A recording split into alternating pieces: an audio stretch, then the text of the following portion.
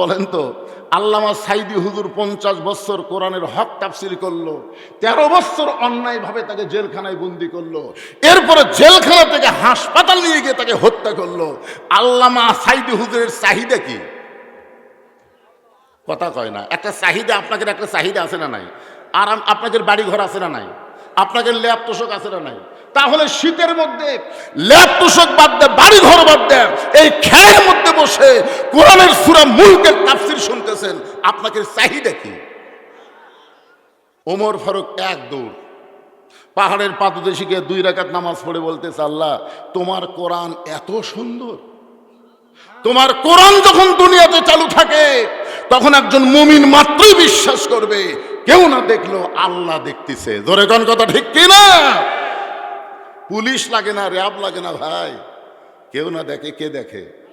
আল্লাহ তোমার কোরআন এত সুন্দর, আমি এতক্ষণ পর্যন্ত রাখাল দেখি নাই, আল্লাহ রাখালের মধ্যে তোমার কোটা কোরআন দেখতে পাই।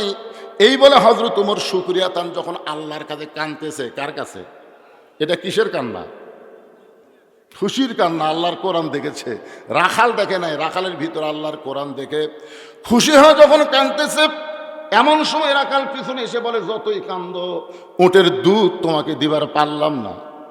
ওমর ফারুক বলে, রাখাল ভাই উটের দুধের কোনো দরকার নাই, আমি শুধু তোমার কাছে জানতে চাই, না দেখা আল্লাহকে কলিজার মধ্যে জায়গা দিয়ে আল্লাহর কোরআন অনুযায়ী চলতেছো, এর বিনিময়ে তোমার চাহিদা কি? আপনারা বলেন তো, আল্লামা সাইদি হুজুর 50 বছর কোরআনের হক তাফসীর করলো, 13 বছর অন্যায় ভাবে তাকে জেলখানায় বন্দি করলো, এরপরে জেলখানা থেকে হাসপাতাল নিয়ে গিয়ে তাকে হত্যা করলো। আল্লামা সাইদি হুজুরের চাহিদা কি? কথা কয় না। একটা চাহিদা, আপনাদের একটা চাহিদা আছে না নাই? আর আপনাদের বাড়ি ঘর আছে না নাই? আপনাদের ল্যাপ তোষক আছে না নাই? তাহলে শীতের মধ্যে ল্যাপ তোষক বাদ দেয়, বাড়ি ঘর বাদ দেয়, এই খেয়ের মধ্যে বসে কোরআনের সূরা মুলকের তাফসীর শুনতেছেন, আপনাদের চাহিদা কি? ওমর ফারুক রাখালকে বলতেছে, রাখাল তুমি না তাকে আল্লাহকে কলিজার মধ্যে জায়গা দিয়ে আল্লাহর কোরআন অনুযায়ী চলতেছো, তোমার চাহিদা কি? তোমার তো ভালো চাকরি না, তোমার তো ভালো বাড়িও নাই, তোমার তো ভালো খাওয়া দাওয়া হয় না, এরপরও আল্লাহর কোরআন অনুযায়ী চলতেছো, তোমার চাহিদা কি? সঙ্গে সঙ্গে রাখাল বলে, পথিক আমার চাহিদার কথা যখন শুনতে চাও, আমার চাহিদা হলো, সকলে আমার সঙ্গে পড়েন, রব্বানা আতিনা ফিদ দুনিয়া হাসানাতাও ওয়া ফিল আখিরাতি হাসানা ওয়া কিনা আযাবান নার। ওমর ফারুক বলে, রাখাল ভাই মূর্খ মানুষ রে, আমি তোমার চাহিদার কথা শুনবার চাইলাম আর তুমি আল্লাহর কোরআন তেলাওয়াত করলে। রাখাল বলতেছে, তুমি আসলেই মূর্খ। এই আয়াতের মধ্যে 2টা চাহিদার কথা বলছি পাগল। 1 নম্বর চাহিদা হলো রব্বানা আতিনা ফিদ দুনিয়া হাসানা, আল্লাহর কাছে আমার দুনিয়ার চাহিদা হলো মহামানব হযরত উমরকে আমি এক নজর দেখতে চাই। আর আমার 2 নম্বর চাহিদা হলো, আমি রাখাল যখন মরে যাব তখন আল্লাহ অধম রাখালকে যেন জান্নাত দেয়। তাহলে দুনিয়ার চাহিদা কি? হযরত উমরকে এক নজর দেখতে চায়। এখন আপনার বলেন তো, ভালো নেতা দেখার চাহিদা করা দরকার আছে না নাই? আপনার ভালো নেতা বলতে কাকে বোঝেন? যেই নেতারা দুনিয়ার আইন দিয়ে রাষ্ট্র চালাবে সেই নেতা দেখবেন, যেই নেতারা আল্লাহর কোরআন দিয়ে রাষ্ট্র চালানোর কমিটেড, আপনারা কোন নেতারা দেখবেন? একটু একটু বুঝে শোনা করেন। রাখাল কি বলতেছে? আমার দুনিয়ার চাহিদা হলো মহামানব হযরত উমরকে আমি এক নজর দেখতে চাই, যে উমর আল্লাহর কোরআন দিয়ে রাষ্ট্র চালানোর কারণে না দেখা আল্লাহকে কলিজার মধ্যে জায়গা দিয়ে আমি আল্লাহর কোরআন অনুযায়ী চলতে পারি, সেই হযরত উমরকে আমি এক নজর দেখতে চাই। আমার 2 নম্বর চাহিদা হলো, আমি রাখাল যখন মরে যাব অধম রাখালকে আল্লাহ যেন জান্নাত দেয়। ওমর ফারুক দৌড়ে এসে রাখালের হাতটা আমার দিকে তাকান, এভাবে খপ করে ধরছে, ধরে 3 বার চুমা খাস। রাখাল কয়, পাগল নাকি? আমার ঘামা হাতে তুমি 3 বার চুমা খেলে? ওমর ফারুক বলে, রাখাল ভাই তোমার 2 নম্বর চাহিদা আল্লাহ পুরা করছে, মরার সঙ্গে সঙ্গে আল্লাহ তোমাকে জান্নাত দিয়ে দিবে। আপনারা সুবহানাল্লাহ করেন, কিন্তু রাখাল সুবহানাল্লাহ কয় না। ওমর ফারুক বলেন, রাখাল মরার সঙ্গে সঙ্গে আল্লাহ তোমার জান্নাত দিবে, আল্লাহ তোমার 2 নম্বর চাহিদা পুরা করছে। রাখাল সুবহানাল্লাহ কয় না। ওমর ফারুক বলে, রাখাল মরার সাথে সাথে আল্লাহ তোমাকে জান্নাত দিবে, সুবহানাল্লাহ কও না কেন? রাখাল বলতেছে মরার পরে জান্নাত দিবে, এই বাকি কথা তো ভালোই কও, কিন্তু জীবিত অবস্থায় হযরত উমরকে এক নজর দেখতে পাবো, এই কথা বলতে তোমার কোন জায়গাত বাঁচে? আপনারা মরার পরে জান্নাত পাওয়ার আশা বাদ দেন তো। যেত অবস্থায় বাংলাদেশে আল্লাহর কোরআন অনুযায়ী চলতে পারবো, এই দৃশ্য আমাদের দেখার দরকার আছে না নাই? জোরে করে আছে না নাই?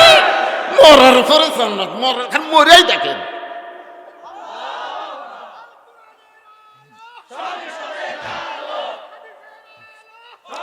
লিল্লাহি তাকবীর। বর্তমান যেই পরিবেশ চলতেছে, এই পরিবেশ এখানে মরিয়া দেখেন, মরিয়া দেখেন জান্নাত। রাখাল বলতেছে মরার পরে জান্নাত পাবো, এই বাকি কথা ভালোই বলতেছো, কিন্তু হযরত উমরকে এক নজর দেখতে পাবো, এই কথা বলতে তোমার কোন জায়গাত বাজে? উমরের চোখটা দর দর করে পানি পড়তেছে।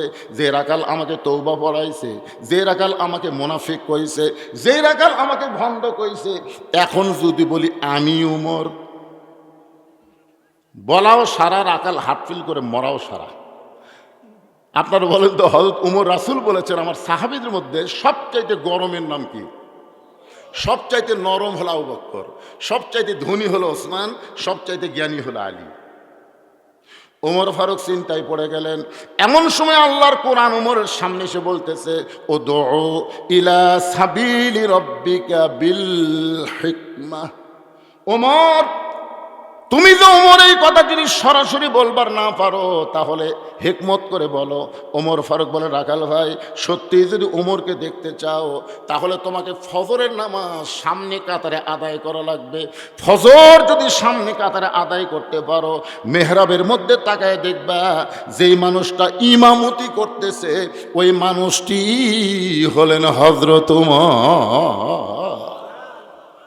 আপনারা বলেন তো, আপনাদের সারাগান্ধী সোনাতলার মধ্যে কোন নেতা খুতবা দিবার পারবে? নাম কওয়া লাগবে না রে, অনেক সময় হেকমতের মার দেওয়া লাগবে। কোন কথা ঠিক না? কোন নেতার সামনে গিয়ে নামাজ পড়াবার পারবে?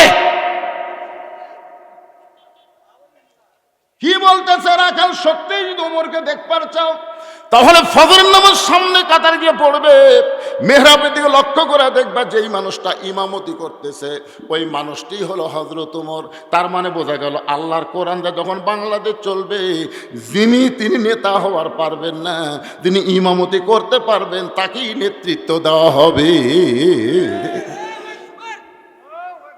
রাখাল ছোট বাচ্চার মতন কান্দে। এতক্ষণ রাখাল কিন্তু হাসিছে, এবার রাখাল কাঁদতেছে। উমর ফারুক বলে, রাখাল কান্দো কেন? বলে, কান্দার কারণ হলো আমি বারান্দাত নামাজ পড়ি। আমি মসজিদের ভিতরে ঢোকার সাহস কোনোদিনও পাই না, কারণ মসজিদের মধ্যে নবীর দামি দামি সাহাবী, সে দামি দামি সাহাবের মধ্যে আমি রাখাল কেমনে যাই? উমর ফারুক বললেন, তুমি কম দামি আর ভিতরে দামি, এই কথা তোমাকে বুঝালো কে? আল্লাহর আইন হচ্ছে ইন্না আকরামাকুম ইনদাল্লাহি আতকাকুম। ওই ব্যক্তির সবচাইতে দামি হয় যার কলিজার মধ্যে আল্লাহর বেশি ভয়। আপনারা মনে করতেছেন হুজুর সিয়ারত বসে ওয়াজ করতেছে, হুজুর বেশি দামি, আর আপনারা খেরত বসে ওয়াজ শুনতেছেন, আপনারা কম দামি। হয়তো দেখা যাবে হাসরের ময়দানে আমার মতন বহু বক্তাকে আল্লাহ তক্তা বানায় জাহান্নাম দেবে, আর আপনার মতন বহু শ্রোতাকে আল্লাহ বিনা হিসাবে জান্নাত দিয়ে দেবে। এখানে কে কম দামি কে বেশি দামি এটা নিরূপণ হবে কি দিয়া? সম্পদ দিয়া, চেহারা দিয়া, টাকা দিয়া, পদবি দিয়া না। আল্লাহ বলেছেন ইন্না আকরামাকুম ইনদাল্লাহি আতকাকুম। ওমর ফারুক বলে, রাখাল, সত্যি যদি ওমরকে দেখতে চাও, তাহলে ফজরের নামাজ তোমাকে সামনে পড়া লাগবে। এখন কি বলবা কও? রাখাল বলতে যে, ভাইজান, আজকে তাহলে এশার নামাজ পড়ার পরে আমি আর বাড়ি যাচ্ছি না। ওমর ফারুক বললেন, এশা পড়ে বাড়ি যাবে না কেন? রাখাল বলে, এশা পড়ে যদি বাড়ি যাই ফজর সামনে পাওয়া যাবে? ওমর ফারুক বলেন, রাখাল, তুমি বলো তো, 5 ওয়াক্ত নামাজের মধ্যে 3 ওয়াক্ত নামাজ তাড়াতাড়ি, কয় ওয়াক্ত? আসর, মাগরিব, এশা, একটার পরে আর একটা। কিন্তু এশা থেকে ফজর, ফজর থেকে জোহর, এই 2 ওয়াক্ত লম্বা কেন? রাখাল বলতেছে, আমি তো জানি না ভাই রে। ওমর ফারুক বললেন, তাহলে শোনো, ফজর থেকে জোহর আল্লাহ লম্বা। এই ছেলেবেলা তাকাও, এগুলো শেখা লাগবে তো। ফজর থেকে জোহর আল্লাহ লম্বা সময় দিছে। এই লম্বা সময় দেওয়ার কারণ হলো চাকরি বাকরি করবে, ব্যবসা বাণিজ্য করবে, খেতে খামারে কাজকাম করবে, এইগুলো করতে গিয়ে দেহের যে ক্ষয় হবে। এশা থেকে ফজর আল্লাহ লম্বা সময় দিছে, ওই সময়ের মধ্যে ঘুম পারলে আল্লাহ তাআলা ঘুমের মাধ্যমে ওই ক্ষয়গুলো পুরা করে দিবে। তাহলে এশা থেকে ফজর যদি তুমি সামনে কাতারে ধরবার চাও, তোমার চোখের যদি ঘুম ধরে, রাখাল বলতে ঘুম যদি ধরে মসজিদের মধ্যে ঘুমাইয়া যাব। যেই বলছে মসজিদের মধ্যে ঘুমাবে, ওমর ফারুকের চেহারা রক্তের মতো লাল হয়ে গেছে। এই রাখাল, এই মসজিদের মধ্যে ঘুম পড়ার দলিল দে, দলিল দে। ঘুম পড়া তো দূরের কথা, ওরা সবাই চলে গেছে। এরা তিনজন চার ফ্যানটা গল্প করতেছে, 1-8 ঘন্টা হয় গল্প ছাড়ে না। ফেরেশতারা বলতেছে আল্লাহ সবাই চলে গেল, এরা তিনজন গল্প করতে গিয়ে যে মাথার উপর ফ্যান ঘুরতেছে, একে রেজাল্ট কি? আল্লাহ বলতেছে গল্প করতে গিয়ে মাথার উপর যে ফ্যান ঘুরিছে, এই কারেন্টের বিল এই তিনজন আলাদাভাবে না দেওয়া পর্যন্ত জান্নাত যাওয়ার পারবে না। কারণ মসজিদের বাপের ঘর না, দিয়ে ইচ্ছা মতো ফ্যান ঘুরাবে। কথা কন না কেন, কথা কন না কেন? ছোটবেলাতে আমরা শুনেছি মসজিদে কাঁচা পেঁয়াজ কাঁচা রসুন খাই কেউ ঢুকলে মুরব্বীরা কোনার ভূতে মারত। তোর মুখে পেঁয়াজ পেঁয়াজ গন্ধায়, রসুন রসুন গন্ধায়, তুই জানিস না দুর্গন্ধ ফেরেশতা সহ্য করতে পারে না। আর এখন সেই মসজিদের মধ্যে পেঁয়াজ কাটা মুড়ি মাখতেছে। কি মসজিদ তোর বাপের রান্নাঘর? কথা কন না কেন? মসজিদের গুরুত্ব আছে না, দরকার আছে না? আমরা একটু মসজিদের মধ্যে হক কথা বলতেই 2-1 জন হুজুর কি মসজিদের মধ্যে কোরআনের হক কথা বললে তোমরা আবল তাবল বলো, যেইগুলো মসজিদে করা যাবে না সেইগুলো করতেছে। কথা কন না কেন ভাইজান? ওমর ফারুক বললেন রাখাল আজানের গুরুত্ব দিও। 5 ওয়াক্ত নামাজের মধ্যে সবচাইতে গুরুত্বপূর্ণ নামাজের আজান হলো ফজরের আজান। জোরে বলেন কোন আজান? আচ্ছা যুবকেরা, ফজরের আজানে কিন্তু একই শব্দ 2 বার বেশি কয়, যেটা অন্য আজানে কয় না। সেই শব্দ কি বাবা? তোমরা শুনবার পাও? এই আসসালাতু খায়রুম মিনান নাম শোনার পরে যাই ঘুম পাড়ে, তার খবর কি? একটু মনোযোগ দিয়ে শোনো। আগে আসছিল 3.5 হাত, বুঝলেন? যে আজান শুরু হয়ে গেছে ওই 2.5 হাত ল্যাপ আসিল, মাথার উপর তুলে দিয়েছে, পাও বার হচ্ছে, পাওটানে বুকের মধ্যে হচ্ছে। বেড়া থেকে মনে করবেন চাউলের বস্তা ঢাকা আছে, আগা নেই পাও নেই, গেল গুটিরা। আস্তে আস্তে ভিতরে ঢুকে গেলে ল্যাপ টানতে দেখেন, ল্যাপের ভিতরে ওর সাইজ আর সকালবেলা সাইড টিপে কুত্তার সাইজ একই সাইজ। আমি যেই বলবো ফজর নামাজ বাদ দিয়ে ঘুম পাড়ে যারা, আপনার সকলে বলবেন কুত্তার আমল করে তারা। ফজর নামাজ বাদ দিয়ে ঘুম পাড়ে যারা, এবার এই মুরব্বী কে উঠলো রে, কি একটা ডিস্টার্ব রে বা না, সমস্যা তো হবেই। এরকম মুরব্বী মানুষ আপনারা মাঝখানে করছেন কেন? আজকে আমি কোনো বুড়া মানুষের ওয়াজ শোনার জন্য আমি কাহালুর থেকে এখানে আসিনি তো। কারণ বুড়া মানুষ রিটায়ার হয়ে গেছে। রিটায়ার বোঝেন? বস থাকে বেতন পাবি, বস থাকে বেতন পাবি। কারণ আল্লাহর সামনে যখন আমি দাঁড়াবো, আমার কথা বলতেছি, আল্লাহ আমাকে কি বলবে? এ বলবে এই তোর শৈশবকালের তোর বুড়াকালের কোনো হিসাব আমি চাই না রে, কারণ যৌবনের হিসাব দেওয়া জান্নাত যা। আমার যৌবনের খবর কি আমি জানি না? বুড়াকালের হিসাব আল্লাহ নিবি, কারণ চামড়া ঢিল আল্লাহর সাথে দিছে মিল। আরে যখন যৌবন বয়স, নামাজের বয়স, তখন মসজিদে যায়নি। বুড়া বয়সে আল্লাহর ভয় সিয়াল লেগেছে। শালার ঠিক মতো খাড়া হওয়ার পারে না, রুকু সেজদা করার পারে না, সিয়াল নিয়ে যে আমাকে 27 গুণ সওয়াব নষ্ট করছে। কারণ জামাতে নামাজ পড়লে কয় গুণ? কথা বল না কেন? কয় গুণ? তো জামাতে নামাজ পড়বে গেলে কাতার কি হ্যাঁকা বেঁকা হলেও চলবে? পায়ের গোড়ালির সঙ্গে গোড়ালি মিল করা লাগবে। যেই বেটা সিয়ারত বচ্চার গোড়া খুঁটি, তাহলে ওরই কারণে আমাদের গোটা কাতারের সব মিস হয়ে গেল। আপনি যদি 27 গুণ সব চান, আজকে ওয়াদা করেন আপনার কাতারে কোনো সিয়ার থাকবে না। জোরে কোন কথা ঠিক না? আপনার কাতারে যদি 27 গুণ সব চান, সিয়ার থোয়া যাবে না। আস্তে করে সিয়ার দ্বিতীয় কাতার দেন। আমি বাঁচলে পাবেন না। দ্বিতীয় কাতার লোক যদি কয় আমরাও 27 গুণ চাই, তৃতীয় কাতার দেন। তৃতীয় কাতার লোক যদি কয় আমরাও 27 গুণ চাই, চতুর্থ কাতার দেন।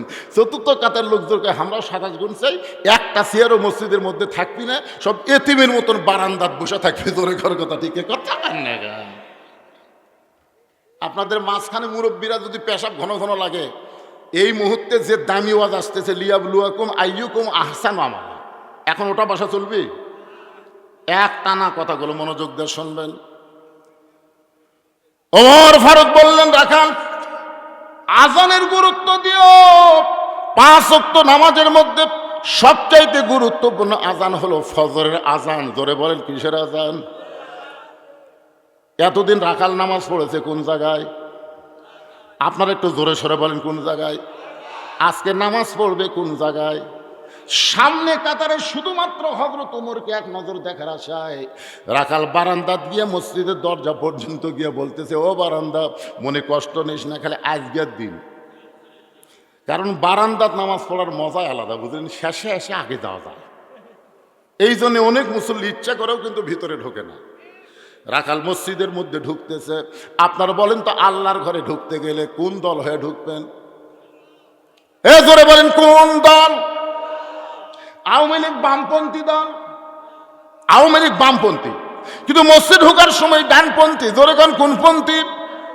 বিএনপি যদি কয় আমরা মানুষের সংবিধান মানব, তাহলে বুঝবেন এরাও বামপন্থী, কিন্তু আল্লাহর ঘরে ঢুকতে গেলে কোন পাও? তার মনে বোঝা গেল আল্লাহর ঘরে ঢুকতে গেলে বামপন্থী চলবে না, ডানপন্থী হয়ে ডান পায়ে ঢোকা লাগবে। জোরে কোন ঠিক কি না? জবান খুলে একটা দোয়া পড়া লাগে। আপনারা কি দোয়াটা জানেন? আল্লাহুম্মা আফতাহ লি আবওয়াব রহমাতিক। এই দোয়াটা পড়ে রাখাল ডান পায়ে মসজিদের মধ্যে ঢুকে যখন সামনে কাতারে যাবার চায়, প্রত্যেকটা সাহাবী নড়ে সরে রাখালকে সামনে যাওয়ার রাস্তা করে দেয়। রাখাল মাথাতে হাত দেখে, আল্লাহ রে, এই বারান্দার থেকে এতদিন কি ভাবলাম? বারান্দার থেকে মনে করছিলাম ভিতরে দামি দামি, কিন্তু আজকে ভিতরে ঢুকে দেখতেছি এরাও যা, আমিও তাই। এটা ভিতরে না ঢুকলে বোঝা যাবে না ভাইজান। এসপি সাহেব সামনে কাতারে, আর একটা মুসল্লি হলে কাতার পুরা হবে, কিন্তু একটা মুসল্লি নাই। এসপি দরজার দিকে তাকা তাকে চৌকিদার খাড়া আছে। এসপি ডাকতে চায়, চৌকিদার বলে, না স্যার, আপনি এসপি, আমি চৌকিদার। এসপি বলতেছে, ওটা বেড়ার কথা পাগলা, আমি এসপি তুই চৌকিদার, ওটা হলো বেড়ার কথা, ভেতরের কথা তুইও যা আমিও তাই, আয়। এরপরে যখন চৌকিদার সাহস পায় না, এসপি কাতার ছাড়ে দেয়, চৌকিদার হাত ধরে বলতে, ডাকি যাস না কেন, ভিতরে নিয়ে যায়, বলে দাঁড়া। যে বলছে দাঁড়া, চৌকিদার এসপির 3 হাত পিছনে দাঁড়াইছে। এসপি বলতেছে, আমার পায়ের গোড়ালির সঙ্গে গোড়ালি মিল করে দাঁড়া। চৌকিদার বলে, স্যার আপনি এসপি, আমি চৌকিদার। এসপি বলতেছে, বাহিরের কথা, ভিতরে আমরা 2 ভাই, কাদের সঙ্গে কাঁধ মিলাই আমরা কাতার সোজা করতে চাই। নিজের চোখে আমার দেখা 5 স্টেশন বাজারের মসজিদে ডান পাশে আওয়ামী লীগ, বাম পাশে বিএনপি, মাঝখানে জামাত। হুজুর আসেনি, এখন আওয়ামী লীগে ঠেলা মারতেছে জামাত, আর একটু সামনে যা ভাই, কারণ তোর পাশে আমরা নামাজ পড়বো, তো একটু সামনে যা। তখন বলতেছে, ভাই আপনি যান। না ভাই, আমি দাঁড়াবার পারি ভাই রে, কিন্তু সামনে যাবার পারি না। কেরে বিএনপি বড় দল, তোর খবর কি? আমরা আকামত পর্যন্ত পারি ভাই। তখন বলতেছে, পাগলা আমি কিন্তু যুদ্ধ অপরাধী। আরে পাগলা, বাইরের কথা, ভিতরে আমরা 3 ভাই একসঙ্গে জামাত। জোরে কান কি? আরো জোরে, জোরসে বলুন। এই জামাতের সাথে ইসলাম করলে কি হয়? জামাত পর্যন্ত সবাই কয়, কিন্তু ইসলাম যোগ করবার চায় না। একটু মনোযোগ দিয়ে শুনবেন, ভিতরের শান্তি বাহিরে বোঝা যায় না। এই জন্য আল্লাহ বলেছেন, উদখুলু ফিস-সিলমি কাফা। পুরাপুরি ভাবে ল্যাপের মধ্যে ঢুকলে শীত লাগবে না, পুরাপুরি মশারের মধ্যে ঢুকলে মশা লাগবে না। পুরাপুরি যদি ইসলামের মধ্যে আমরা ঢুকতে পারি, তাহলে কোনো শয়তান আমাদের ধোঁকা দিবার পারবি? একটু জোরে বলেন। রাখাল যাইতে যাইতে সামনে কাতারে, মেহরাব বরাবর সামনে কাতারে রাখাল দাঁড়ায় ফজরের 2 রাকাত সুন্নত নামাজ আদায় করেছে। আপনারা বলেন তো, 12 রাকাত সুন্নতের মধ্যে 17 রাকাত হলো ফরজ নামাজ, 17 রাকাত কি নামাজ? আর সুন্নত হলো 12 রাকাত। জোহরের সুন্নত হলো 6 রাকাত, আগে 4 পরে 2, মাগরিবের পরে হলো 2 রাকাত, এশার পরে হলো 2 রাকাত, আর ফজরের আগে হলো 2 রাকাত। সমস্ত সুন্নতের মধ্যে ফজরের সুন্নতের দাম বেশি। রাসূল বলেছেন, আসমান জমিন বিক্রি করে দিল ফজরের 2 রাকাত সুন্নতের সমান হবে না। রাখাল 2 রাকাত সুন্নত নামাজ পড়ে চুপটি করে বসে আছে। খালি মনের মধ্যে কখন জামাত শুরু হবি রে, আজকে জীবনের দেখা আল্লাহ পুরা করবি। রাখাল যখন সুন্দর হয়ে বসে আছেন, এমন সময় এক মুসল্লি মসজিদের মধ্যে ঢুকে দেখে জায়গা নাই। এক মুসল্লি মসজিদের মধ্যে ঢুকে দেখে জায়গা নাই। ওই মুসল্লির নাম হলো হযরত ওসমান গনি। তোরে কোন সুবহানাল্লাহ। ওসমান গনি চিন্তা করে, আমার জায়গাত কে বসে আছে রে? আসলে বলেন তো, মসজিদের মধ্যে একজনের জায়গা হলো নির্দিষ্ট, সে জায়গা হলো ইমামের জায়গা। ধরে কোন কার জায়গা? কিন্তু ওসমান গনি কেন বলতেছে আমার জায়গায় কে বসে আছে? আল্লাহ রাসূল বলেছেন, আমি যখন ইমামতি করব, আমি বরাবর যিনি পিছনে দাঁড়াবে তার নাম হলো আবু বকর। আবু বকর যখন ইমাম হবে, আবু বকর বরাবর যিনি পিছনে দাঁড়াবে তার নাম হলো ওমর। উমর যখন ইমাম হবে, উমর বরাবর যিনি পিছনে দাঁড়াবে তার নাম হলো ওসমান।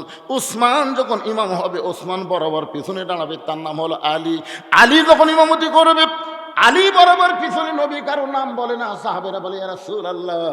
হযরত আলী যখন ইমামতি করবে, আলী বরাবর পিছনে কে দাঁড়াবে? রাসূল বললেন, মা ইয়ান্তিকু আনিল হাওয়া ইন হুয়া ইল্লা ওয়াহয়ুহা। এ আলী পর্যন্তই হলো খোলাফায়ে রাশিদিন। সুবহানাল্লাহ কন না কেন? তাহলে ওমর ফারুক যখন ইমামতি করবে, ওমর বরাবর পিছনে কে দাঁড়াবে? মনে থাকে না কেন? এখনই কে দাঁড়াবে? কিন্তু আয়েশা দেখে জায়গা, তখন একজন বসে আছে। ওসমান গনি কয়, আমার জায়গাত কে বসে আছে রে? একটা লোক যদি বসে থাকে তাকে তুলে দেওয়া যাবে? আল্লাহ রাসূল বলেছেন, আমার সমস্ত সাহাবীর মধ্যে ওসমানের শরম বেশি, নরম বেশি। ওসমান গনি এসে দেখে রাখালের পাশে একটু ফাঁকা জায়গা আছে। ওই ফাঁকা জায়গার মধ্যে তিনি 2 রাকাত সুন্নত নামাজ শেষ করে রাখালের দিকে 3 বার তাকাছে। জোরে কোন কয়বার? শরম বেশি হলে যা হয়। রাখাল একবার দেখ, দ্বিতীয়বার যেই তাকাছে রাখাল, তৃতীয়বার বারবার আমার দিকে কি দেখিস মিয়া? আপনার বলেন তো, মূর্খ মানুষের দিকে বারবার তাকালে রাগ করবি না? খালি একটা ভ্যানালার দিকে আপনি 2 বার তাকান, দেখেন কি খেপে দেবে। মানে এখনকার অটো ভ্যান কিন্তু এরা পাইলট, জানেন আপনি? হায় হায়, ওরা এই ব্যাটারি পায় এত পা মারা লাগে না, ও রেখল টনের যায়। আমার ড্রাইভারকে বলতে, ভাই সরু রাস্তা, তুই মাটি দিয়ে চাকা নামে দিস, তুই যেন মনে করিস না আমি গাড়ির ড্রাইভার। অটো ভ্যান দেখলে মনে করু পাইলট আসতেছে, তুই চাকা নেমে দিবি। চাকা নেমে দিছে, তাও এক অটো ভ্যান আছে আমার গাড়ির সাথে হুক বেঁধে দিচ্ছে।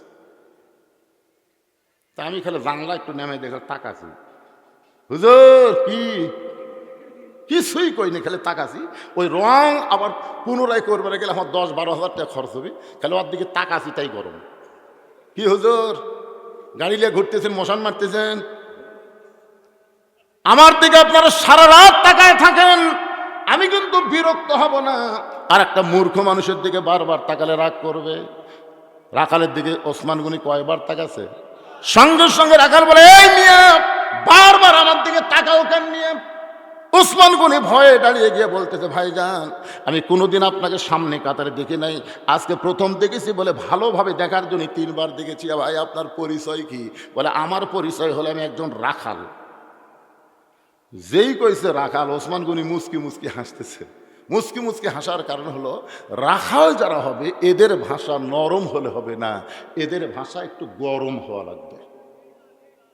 প্রত্যেকটা অভিভাবককে আল্লাহ তাআলা রাখালের দায়িত্ব দিয়ে দুনিয়াতে প্রেরণ করেছে। জোরে কান সুবহানাল্লাহ। প্রত্যেকটা অভিভাবক। এখন হয়তো আপনারা বলবেন, হুজুর আমাদের তো গরু ছাগল নাই, আমরা কার রাখালি করব? আপনি চোখ বন্ধ করে দেখেন, আছে। চোখ বন্ধ করে দেখেন 42 বছরের একটা গাভী আছে। চোখ বন্ধ করে দেখেন 22 বছরের একটা আঁড়িয়া আছে। 17 বছর একটা বকনা আছে। আপনার বলতেছেন, হুজুর এটা কি বুঝাচ্ছেন? এটা আমি রূপ করতে বলতেছি। 42 বছরের গাভী মানে আপনার বউ, আইডিয়া মানে আপনার বেটা, বকনা মানে আপনার মেয়ে। আপনি বলেন তো, এই 3টার উপর আপনার রাখালি করার দায়িত্ব আছে না নাই? এই কথা কোন আছে না নাই?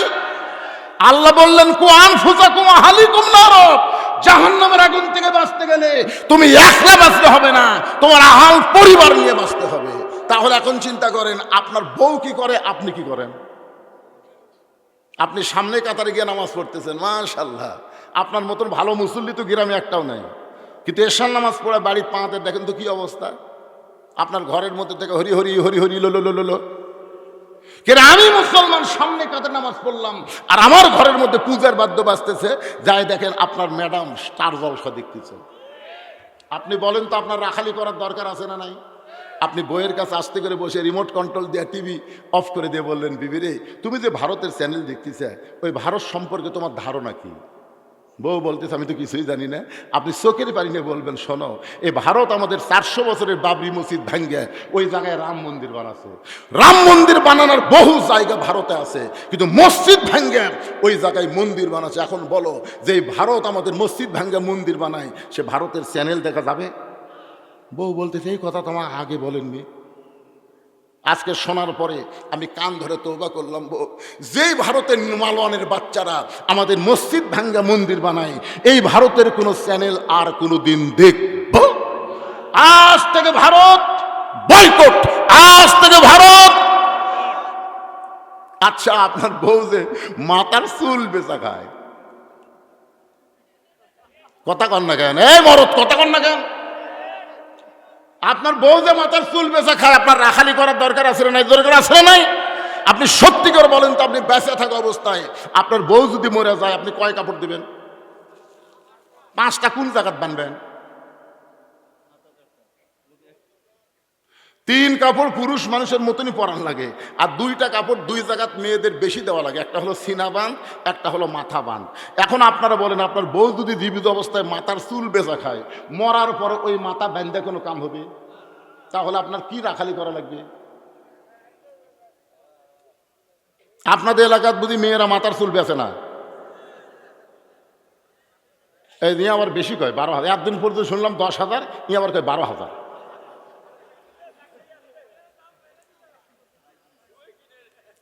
চিন্তা করেন, আপনার বাড়িতে একটা 17 বছরের মেয়ে আছে, এই মেয়েটার উপর আপনার রাখালি করার দরকার আছে না নাই? আল্লাহ নবী ফাতেমার ঘরের মধ্যে ঢিকা দেখেন, ফাতেমা তখন 9 বছরের মেয়ে। ধরে কোন কয় বছর? 9 বছরের মেয়ে, হাতের মধ্যে চুরি দিয়ে মুস্কি মুস্কি হাসতেছে। 9 বছরের একটা ছোট্ট মেয়ে হাতের মধ্যে চুরি দিয়ে মুস্কি মুস্কি হাসে। আল্লাহ নবী আর ঘরের মধ্যে ঢুকলেন না, নবী বাহিরে আসলেন। ফাতেমা চমকে গেল, যে বাবা ঘরের মধ্যে ঢুকে আমাকে মা মা বলে আদর করে, আর সেই বাবা ঘরে না ঢুকে কি করে? বারান্দায় গিয়ে দেখে নবীর 2 চোখ দিয়ে দর দর করে পানি পড়তেছে। ফাতেমা হাঁটু গেড়ে বসে বাবার সামনে বললেন, বাবা আপনি এইভাবে কেন কাঁদতেছেন? রাসূল বলে, ফাতেমা, যে দুনিয়াতে সাজবে মা, আল্লাহ তার আখিরাতের সাজ কমায়া দিবে। শুধু এতটুকু কথা বলার সঙ্গে সঙ্গে ফাতেমা হাতের দূরে চুরি খুলে মাটি ফাইলে দেয়।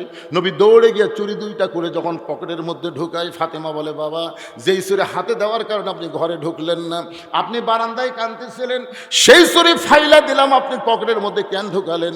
রাসূল বলে, ফাতেমা রে, আয় আয়, তুই আমার কাছে আয়, 9 বছরের মেয়ে কাতে নিয়ে দেব। ফাতেমা বললেন, কবে কবে? আল্লাহ নবী বললেন, যেদিন তোমার বিবাহ হবে। ও ফাতেমা, মেয়েরা কেবলমাত্র এক ব্যক্তির জন্য সাজতে পারবে, সেই ব্যক্তি হলো তার স্বামী। আপনি কোনোদিন আপনার মেয়েকে বুঝাইছেন? আপনার মেয়ে যে হাইল করে কিলকিল করে গোটা পাড়া ঘুরতেছে, আর এই গ্রামের যুবকেরা খালি মিস কল মারতেছে। এই কথা বলা, এই যুবকের কথা হবে না কেন? প্রত্যেকটা বাবা বিয়ে দেওয়ার আগ পর্যন্ত তার নিজের মেয়েদের উপর রাখালি করার দরকার আছে না নাই? আপনার 22 বছরের ছেলে, 22 বছরের ছেলে কি করতেছে? আপনি তো একলা একলা ফজরের নামাজ সামনে কাতারে পড়তেছেন, বেটার খবর কি? বেটার খবর কি? আপনি নামাজ পড়েন, এই ঠান্ডার মধ্যে উজু করে আপনি বাপ নামাজ পড়েন, আর বেটা ল্যাবের মধ্যে ঘুম পাড়ে। আপনি মনে করছেন যে আমি বাবা জান্নাতে যাবো? এত সহজ না। বেটাকে সঙ্গে করে নামাজে নিয়ে যাওয়া লাগবে, 7 বছর থেকে নামাজের তালিম দেওয়া লাগবে, 10 বছর থেকে মারিয়া পিঠে মসজিদে নিয়ে যাওয়া লাগবে। হুকুম কার? আরো জোরে বলেন। আপনার ছেলের ওপর রাখালি করছেন? আজকে যদি আপনার ছেলের ওপর রাখালি করতেন, ওসমান গনি মুসকি মুসকি হাসতেছে, কিছুক্ষণ পরে বসে বলতেছে, ভাইজান, কোনোদিন আপনাকে সামনে কাতারে দেখি নাই, আজকে দেখতেছি প্রথম সামনে কাতারে, আপনার নিয়ত কি? রাখাল বলতেছে, আমি বারান্দায় নামাজ পড়ি। আমি বারান্দায় নামাজ পড়ে আজকে সামনে কাতারে আসার কারণ হলো শুধুমাত্র এক নজর দেখার জন্যে। আমার সারা জীবনের সাধনা আমি একটা নজর দেখতে চাই। আজকে দেখা হলে আমি কষ্ট করে এই জায়গাতে আর কোনোদিনও আসবো না ভাই। ওসমান গনি বলতেছে, ভাইজান আজকে আপনার দেখা হবি, তার গ্যারান্টি কি? রাখাল বলতেছে, গ্যারান্টি মানে? আমার চোখ ভালো তো।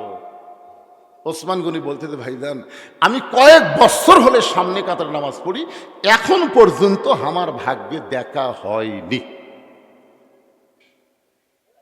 ওসমান গনি যাকে দেখার জন্য সামনে কাতার নামাজ পড়ে তিনি হলেন নামাজের মালিক আল্লাহ, ধরে খান সুবহানাল্লাহ। আর রাখাল যাকে দেখার জন্য সামনে কাতারে আইছে তিনি কে? উমর না, তিনি হলেন আল্লাহ ওয়ালা। তিনি কি? আল্লাহর সাথে যার সম্পর্ক তিনি তো আল্লাহওয়ালা, বাগুনওয়ালা, তরকারিওয়ালা, কাপড়ওয়ালা, মাছওয়ালা, আল্লাহওয়ালা। রাখাল বলতেছে, এত বছর হলে সামনে কাতারে নামাজ পড়ে এখন পর্যন্ত তোমার দেখা হলো না, আমার দিকে একবার তাকাও তো। ওসমান গনি যে রাখালের দিকে তাকাইছে, রাখাল লোক লে চোখের কাছে যায়, তো তোমার চোখ তো ঠিকই আছে, এত বছর হলে পড়তেছে এখন পর্যন্ত দেখবার পাওনি, তাহলে এক কাম করো। ওসমান গনি বলে, কি কাম ভাই? বলে, আমার হাত ধরো, আমার হাত ধরো, আমি নিজেও দেখবো তোমাকেও দেখাইয়া দেব। যে রাখাল বলেছে আমার হাত ধরো, আমি নিজেও দেখবো তোমাকেও দেখায় দেবো, এমন সময় আল্লাহর কোরআন ওসমান গনির সামনে এসে বলতেছে, ইয়া আইয়ুহাল্লাযীনা আমানুত্তাকুল্লাহা ওয়া কুনু মা'আস সাদিকিন। আয়াতের বাংলা অর্থ হলো, তোমরা ইমানদারের আল্লাহর ভয় যদি কলিজার মধ্যে রাখতে চাও তাহলে সত্যবাদীদের তোমরা সাথী হও। আপনার বলেন যে সত্যবাদী কারা? আল্লাহর কোরআনের কথা বলে যারা, কোরআন অনুযায়ী চলবার চাই যারা, তারাই সত্যবাদী। বাপ দাদার কিচ্ছা কাহিনী করলে ওরা সত্যবাদী? কথা কন লাগেন ভাইজান। এই কোরআন শরীফ তেলাওয়াত করার পরে হাফেজ বাচ্চারা কি শেষে কি বলে? সাদাকাল্লাহুল আলিয়ুল আযীম। তার মানে কি আল্লাহর কথার উপরে কোনো সত্য কথা আছে? ওসমান গনির সামনে আল্লাহর কোরআন বলতেছে,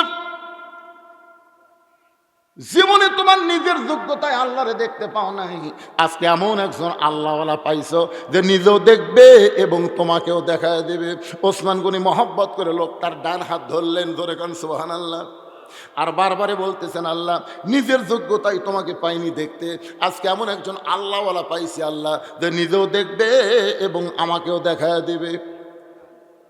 এখন বলেন তো, যে ওসমান গনি রাখালের হাতটা ধরে বসে আছে সেই ওসমান গনিটা কে?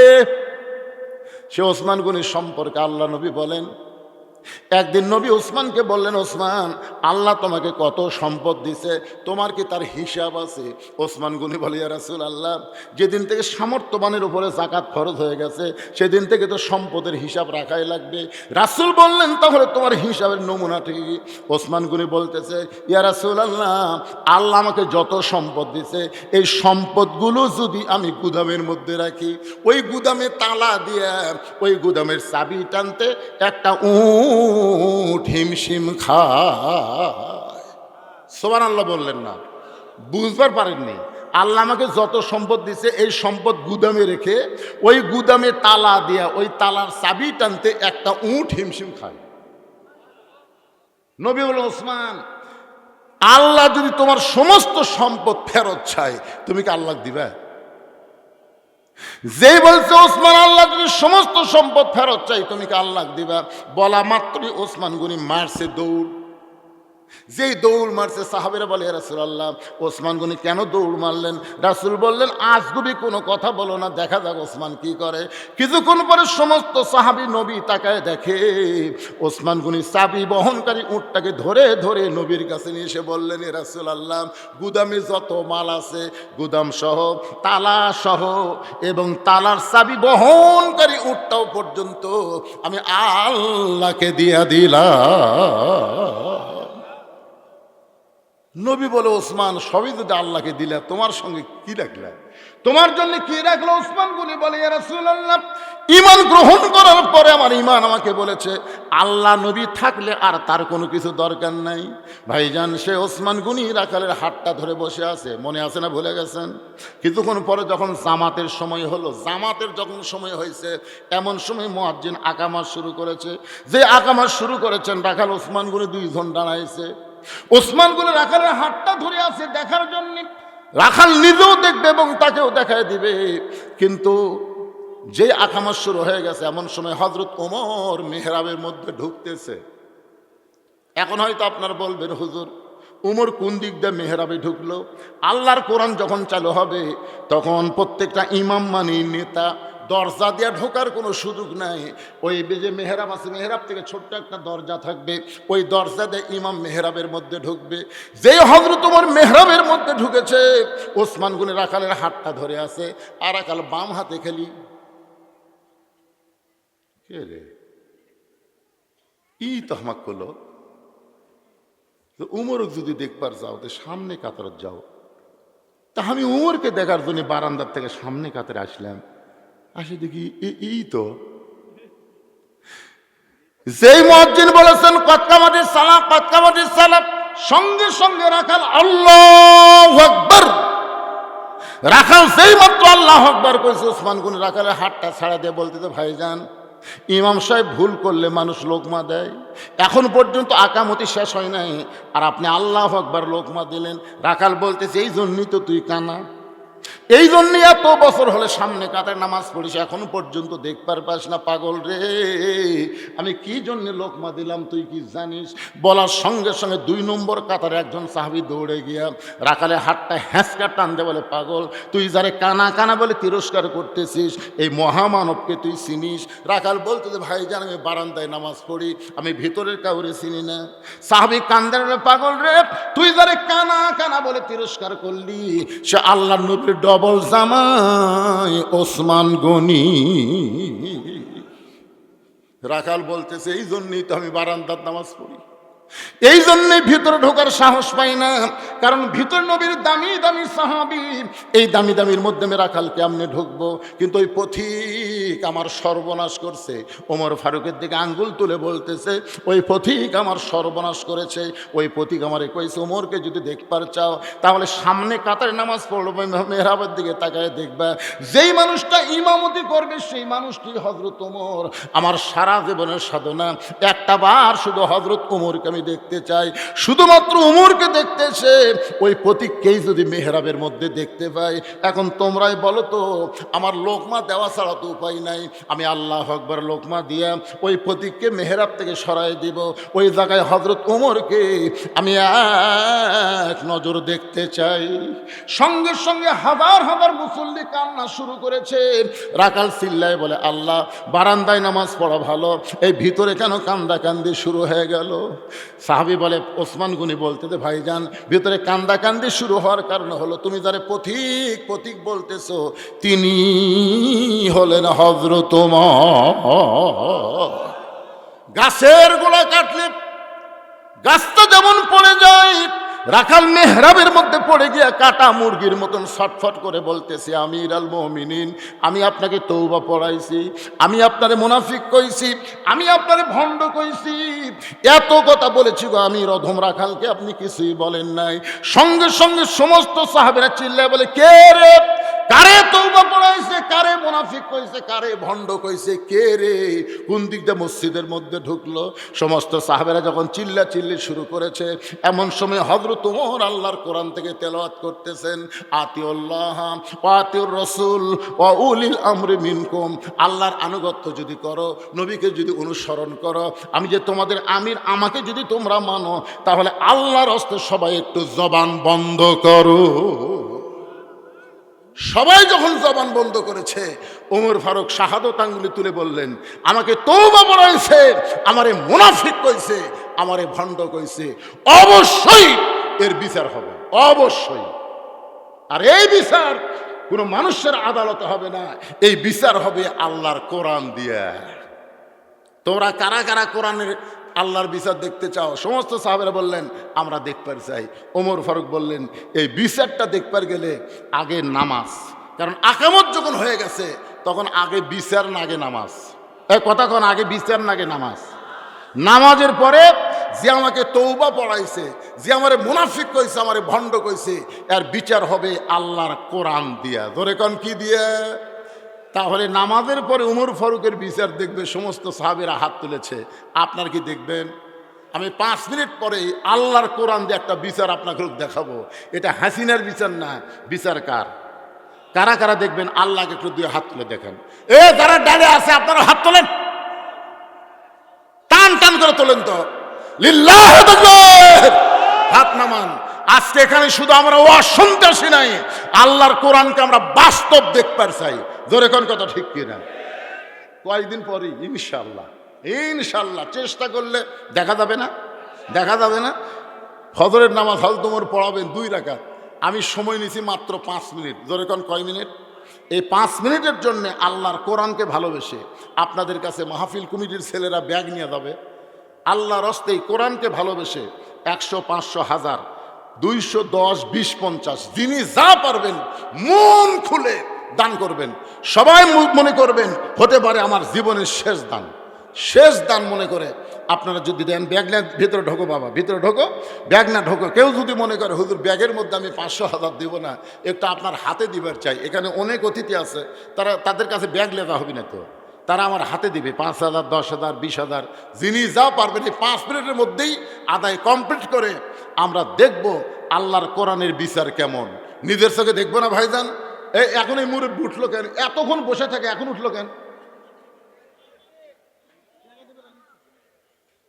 না টেকা দিবার আসলে তল দেবার কে গেল? তল দেয় যাওয়া লাগবে রে। না না, কি মনে করতেছেন এখান থেকে বাড়ি যাওয়ার গ্যারান্টি আছে? তাহলে আপনি চোরের মতন যাচ্ছেন কেন? আপনি দিবার পারেন না, বসে থাকেন। 2 হাত তুলছেন আল্লাহর কোরআনের বিচার দেখার জন্য, আপনি না দেখে চলেছেন, তার মানে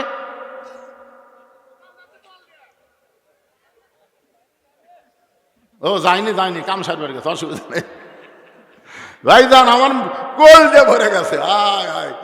এক টানা কথা বলতেছি, লড়া নাই চলা নাই, ওরা খাড়া হয়ে আছে, ওরা পর্যন্ত লড়তেছে না। সুবহানাল্লাহ। আমার মায়েদের কাছে ওখানে আদায় করার জন্য মহিলারা আছে। মায়েরা প্রাণ খুলে দান করবেন। আমি দোয়া করে দিব মা খাদিজার সঙ্গে আল্লাহ যেন আপনাকে জান্নাত দিয়ে দেয়। কেন আমার হাতে 1500 টাকা দেওয়ার একটা মরদ নাই। এই যে বিজ্ঞাপনের যেগুলোর নাম দিয়েছে, সভাপতি সাহেবকে জনাব মৌলানা মোহাম্মদ তোফাজ্জল হোসেন, সহসভাপতি জনাব তসলিম সর্দার, তার প্রধান পৃষ্ঠপোষক আলহাজ মোহাম্মদ মোস্তাফিজুর রহমান মোস্তা, এই নিচে যেগুলো নাম লেখা আছে অসংখ্য নাম, এগুলো একটাও আসেনি।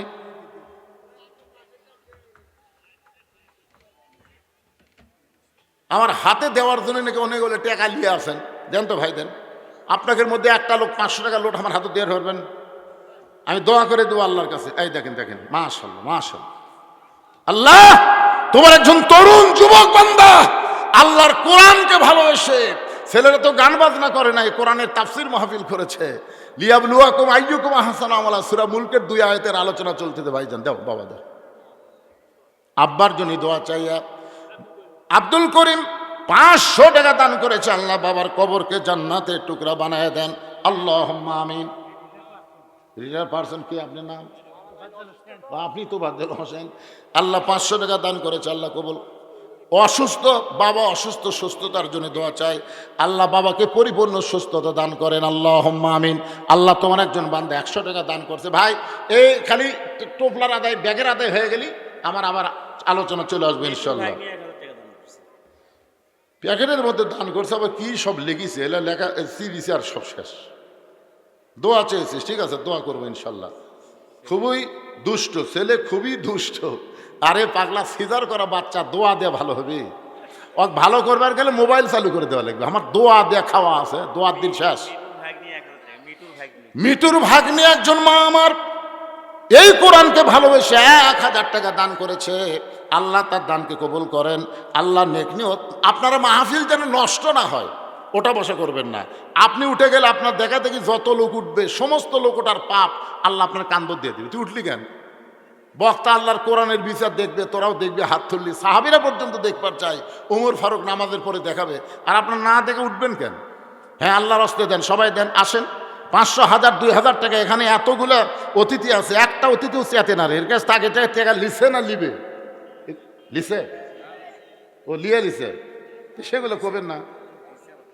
আল্লাহর একজন বান্দা 500 টাকা দান করেছে। আল্লাহ যে নিয়তে দান করলো আল্লাহ তার নেক নিয়ত নেকাশা কবুল করেন, আল্লাহুম্মা আমিন।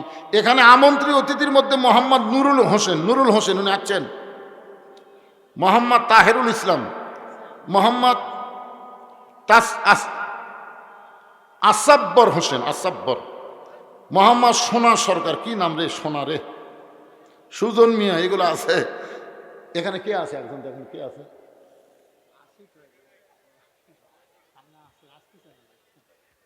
আপনার যদি আগে আদায় করে থাকেন, ভালো গাড়ির টিকিট কিন্তু বাসের মধ্যে হয় না, কাউন্টারে হয়। যদি আপনার কাউন্টারে কাজ করে থাকেন তাহলে আবার চাওয়া মানে ওনাদের অসম্মান করা। অনেকে দেয়নি, কিছু কিছু দিছে। অনেকে যারা দেয়নি তারা কি আপনাদের মধ্যে আছে ভাইজান? যদি আল্লাহর হস্তে জানেন যে বিজ্ঞাপনে আপনার নাম দিছে, আপনি জানেন, জানার পরও বসে আছেন, দিচ্ছেন না, তাহলে আপনাকে যে একটা সম্মান দিল, আপনি তো সম্মান রাখলেন না।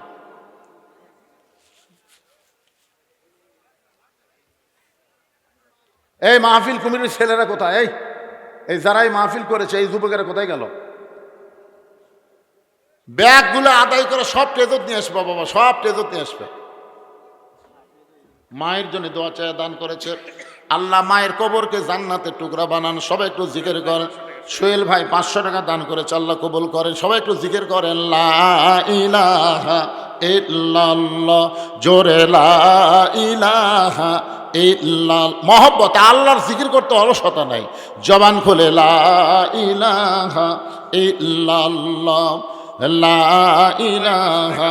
শিফন, আল্লাহ তোমার বান্দা 500 টাকা দান করেছে, আল্লাহ শিফনের দানকে আল্লাহ আপনি কবুল করেন, আল্লাহুম্মা আমিন। দিয়া আল্লাহ বোঝে মন কায়রা নিতে কতক্ষণ। সবকিছু সম্পদের মালিককে বিশ্বাস করে কোন মালিককে, তাহলে সে আল্লাহর কোরআনের জন্য চাওয়া হচ্ছে, দিতে আপত্তি করতেছেন কেন? মাশাআল্লাহ। ফারুক, তোমার একজন বান্দা ফারুক, ওই সোল মানুষ নাকি? 1000 টাকা দান করেছে, আল্লাহ ফারুকের দানকে আল্লাহ আপনি কবুল করেন। আমার মায়েদের মধ্যে প্রচুর আদায় হবে ইনশাল্লাহ। মায়ের আল্লাহর হস্তে দিয়ে দেন। আর ব্যাগগুলো ছেলেরা নিয়ে আসো বাবা, টেজত নিয়ে আসো, সব ব্যাগ টেজে দেন। আসো করে দিতেন, হিসাব করে আবার বুঝে নেবেন। বর্তমান সময় খুব ভালো না, বুঝলেন না? অনেক জায়গায় 30 ব্যাগ দিয়েছে, 25টা পাওয়া যায়, 5টা উঠে যায়। এখানে যেন এরকম না হয়।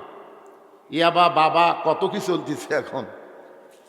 ছেলেরা শোনেন, ছেলেদেরকে যদি ভালো রাখতে চান, ইসলামী আন্দোলনের কর্মী বানানোর চেষ্টা করেন। জোরে কোন কথা ঠিক করে ভাইজান? যখন কর্মীর মধ্যে ঢুকবে তখন ইচ্ছা মতো চলতে পারবে না, রিপোর্ট দিয়ে চলতে হবে।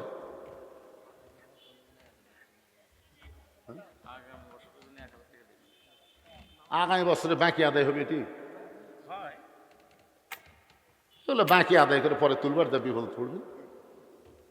তাহলে কাগজ কলমই নেই তো, আগামী বছরের জন্য 1000 টাকা দিবে। এখন আগামী বছর আমরা এবারই চাচ্ছি, দেন 1000 লাগবে না, 500 দিয়ে যান।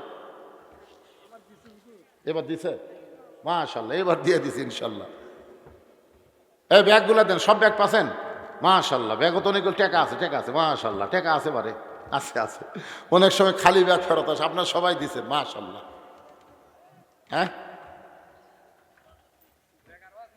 একটু মহব্বতে জিকির করেন, লা ইলাহা ইল্লাল্লাহ, জোরে লা ইলাহা ইল্লাল্লাহ, লা ইলাহা ইল্লাল্লাহ, লা ইলাহা ইল্লাল্লাহ, লা ইলাহা ইল্লাল্লাহ, লা ইলাহা। ছোট্ট বাচ্চার হাতে এভাবে আপনারা দান করার অভ্যাস করবেন। এ বাচ্চার হাতে দেওয়া হলো কেন? বাপ যখন মরে যাবে বাচ্চার দান করার অভ্যাস থাকবে, বুঝলেন না? দান করে আল্লাহ কিছু, আল্লাহ দান কবুল করেন। ফজরের নামাজ শেষ, সমস্ত সাহাবীরা তাকায় আছে, আল্লাহর কোরআন দে বিচার। আল্লাহ বলেছেন, ওয়াইযা হাকামতুম বাইনান নাস আন তাহকুমু বিল আদল। আসলে বিচারক মানুষ না, আসল বিচারক কে? আচ্ছা, মানুষ যখন বিচার করে তখন বিচার কেমন পাওয়া যায়? এই কোরআন বাদ দিয়ে মানুষের আইন দিয়ে বিচার হচ্ছে। আমি একটা দৃষ্টান্ত দিই। 6 বছর ন্যাংরা আমের চাষ করছে, 6 বছর। আমের গাছের চাষ করে জ্যৈষ্ঠ মাসে দেখতে গেছে আম পাকছে কিনা, যা দেখে গাছের ডালে বসে ছোট্ট একটা বাচ্চা পাক আম পাড়তিছে আর ব্যাগের মধ্যে তুলতিছে। বাগানের মালিক বলে, আমি খাইনি, আমার পরিবারের কেউ খায় নাই, আর তুই আমার গাছে জোরে আম পাড়তেছিস, তোর বাপক যা বিচার দেবো রে, এই তোর বাপক যা বিচার দেবো। ছেলে খালি মুচকে মুচকে হাসে। বাগানের মালিক বলে, হাসিস কেন রে? বলে, আমার বাপক কোথায় খুঁজে বিচার দেবে, আমার বাবাও তারা কাছে চড়ছে। তাকায় দেখে ওর বাপ খালি আম পাড়তিছে আর বস্তা ভরাচ্ছে, গাছের নিচে বসে কান্দের, বলে, আল্লাহ বিচার দিব কার কাছে? বেটাও চোর, বাপেও চোর। আপনার বলেন তো, হাসিনার আমলে বাংলাদেশে বিচার ছিল? একথা মান ছিল?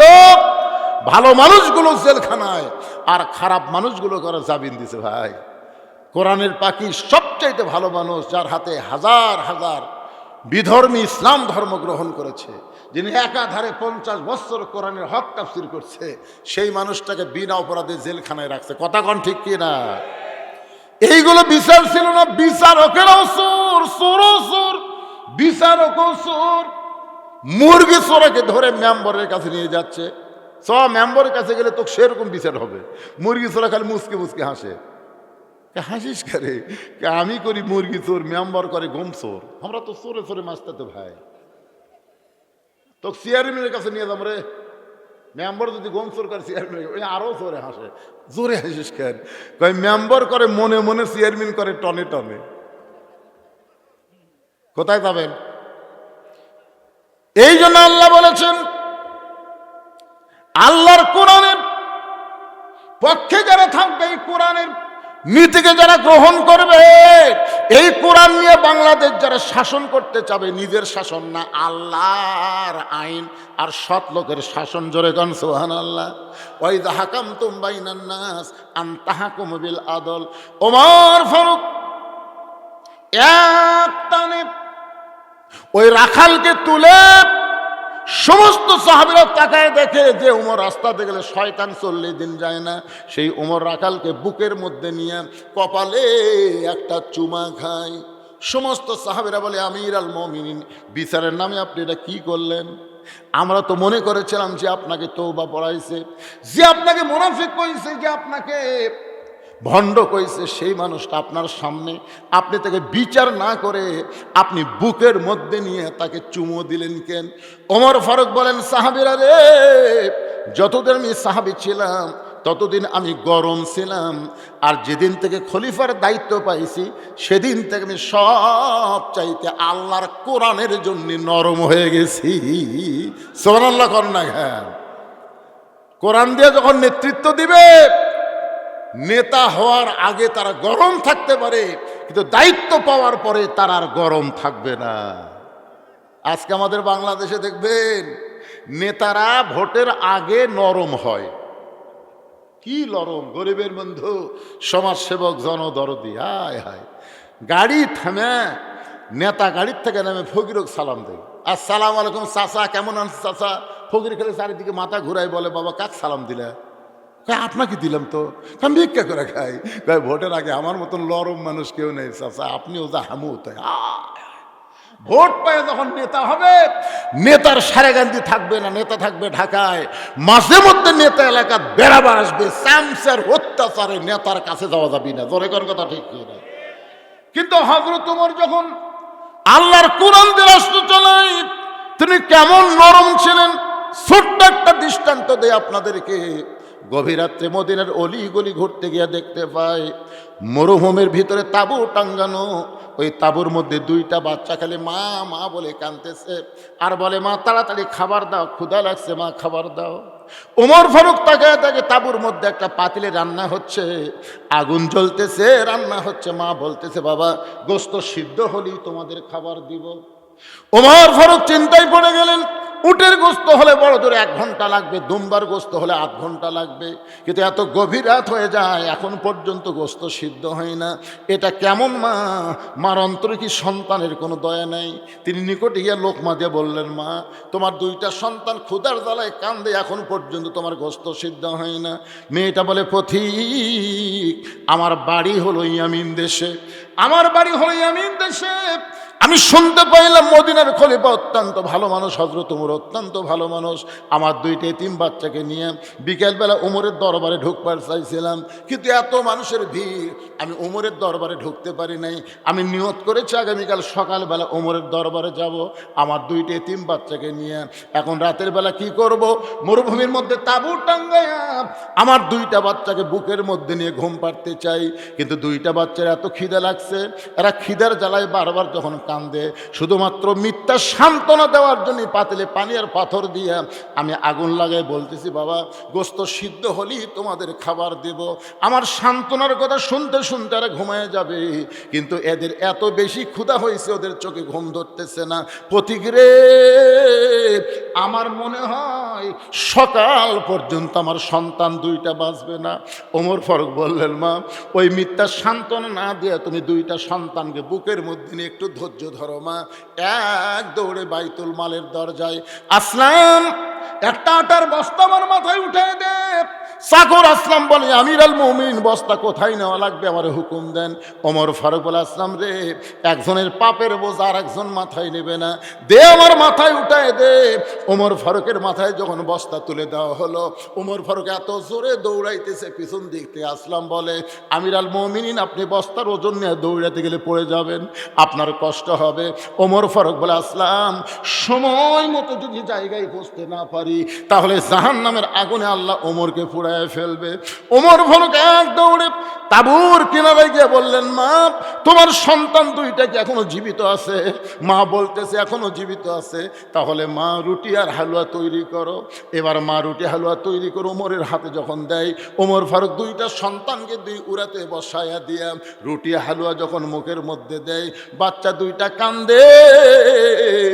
ওমর ফারুকের চোখের দিকে তাকায়, চোখ দিয়ে দর দর করে পানি পড়তেছে। এরা চোখের পানি মুছে দিয়ে বলে, কে গো আপনি? বাবার দরদ দিয়ে আমাদেরকে রুটি হালুয়া খাওয়াইতেছেন, এরপর আপনি এমন করে কেন কাঁদতেছেন? ওমর ফারুক বলতেছে, আল্লাহ এই অধমকে জাহান্নামের আগুন থেকে তুমি হেফাজত করো। মেয়েটা বলতে, কে গো পথিক, তুমি এমন করে কেন জাহান্নাম থেকে বাঁচতে চাও? আল্লাহ ওমরকে মদিনার খলিফা না বানায় তোমারে যদি মদিনার খলিফা বানাইতো, এই মদিনা যেন আল্লাহর জান্নাত হয়ে যেত। তার মানে কি বুঝলেন? যে ওমর রাস্তাতে গেলে শয়তান 40 দিন যায় না, আর সেই ওমর যখন খলিফা হয়ে গেছে, সেই ওমরের আর কোনো গরম নাই।